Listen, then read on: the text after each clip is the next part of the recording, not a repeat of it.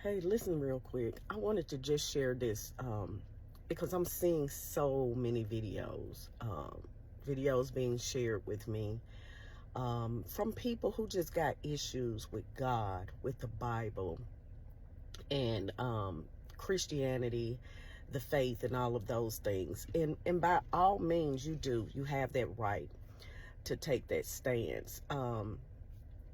But I think some of you just hate God, you hate order, you hate the idea of someone else being in charge over you. You just don't like rules. You're just rebellious. You are just idolizing your own culture, your own color, whatever you want to call that. But there are some of you, I believe, who you just don't have a genuine understanding of the Bible.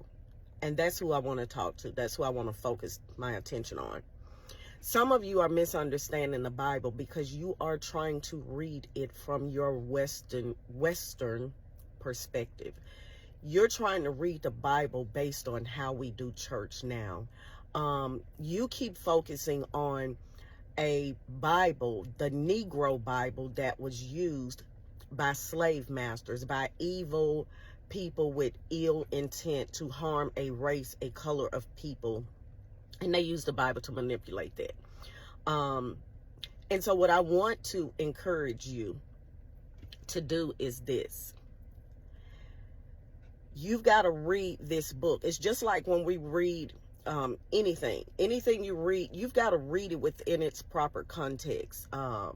We don't read poetry the same as we would read a love novel or a mystery book.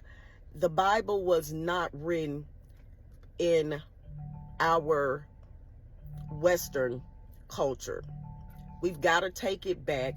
We've got to look at things. And so I bring that up because oftentimes we get angry about things that are described in the Bible, and we put that thing on God as if God told somebody to do this, like God told these men to rape this girl, or like God told Abraham to go get all these concubines. No. What I love about God, what I love about the Bible is God doesn't hide the ugly parts of people's lives, unlike some of us do in our lives. We want everybody to believe we're good. You know, we want to, in some civilizations, they hide their dirt.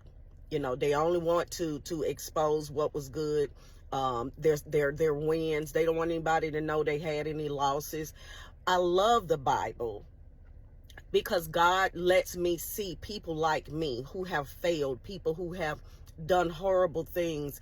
He allows us to see that, and he describes it for us in scripture, so that we can not only see the consequences of that person's decision, but we also see the grace of God, and then we see also the judgment of God.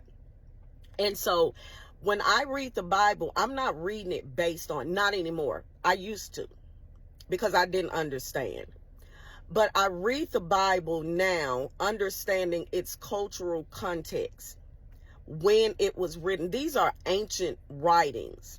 They're historical writings, okay, from a people who are different than what we see in this country. They lived in a different way with less resources than what we have now.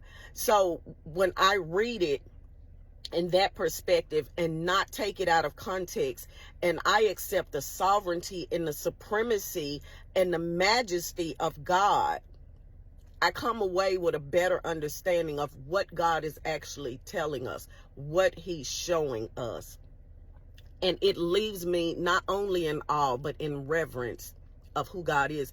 If that offends you, if you're reading the Bible and God has allowed the writer to describe things that were happening, you may be the problem, not God. I did a post the other day. Everything that's described in the Bible is not prescribed. Yes, there were some things that occurred in the Bible that are horrific. But have you went to check other civilizations and their religious practices and their everyday lifestyles and things that they did, in particular the way that women were treated? You know, we talk about that a lot, and give the Bible a bad reputation because of how God allowed women to be treated. Yet, go read your own civilizations. Go read the ancient stories about this. We like to hide that. We don't like to talk about how men, I'm going to use my culture, my race. We don't like to talk about how in our families, those women were molested and raped and they were mistreated, and that our people had slaves and servants. We don't want to talk about that, but we're going to come against the Bible and we're going to ridicule God because he describes what people did in the Bible, how they lived, the things that they did. You know, I just think if that you don't want to believe because you just don't want to believe, you're offended by God, and God is okay because he's not going to stop being God because you don't believe he's God. And God don't have to check with you for everything that he does. But there are those of us who we believe God. We believe his word. We trust his word. We're going to follow him. We're going to love him. We're going to serve him. We're going to continue to share and spread this gospel. Regardless of what you say, it's what the early church had to do, because they understood that the gospel had to be preached for people to be saved. And every time we saw that there were those who rejected, the scripture describes where there were also those who heard, and many came to the faith.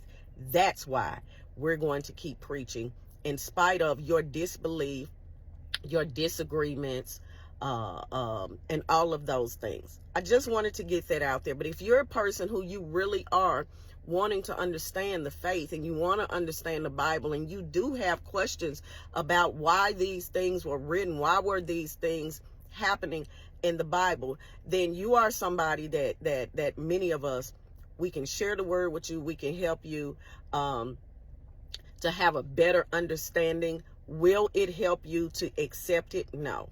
There are just some things that's hard to accept in the Bible, but such is life. So I just wanted to put that out there. Hope you have a great rest of your Tuesday.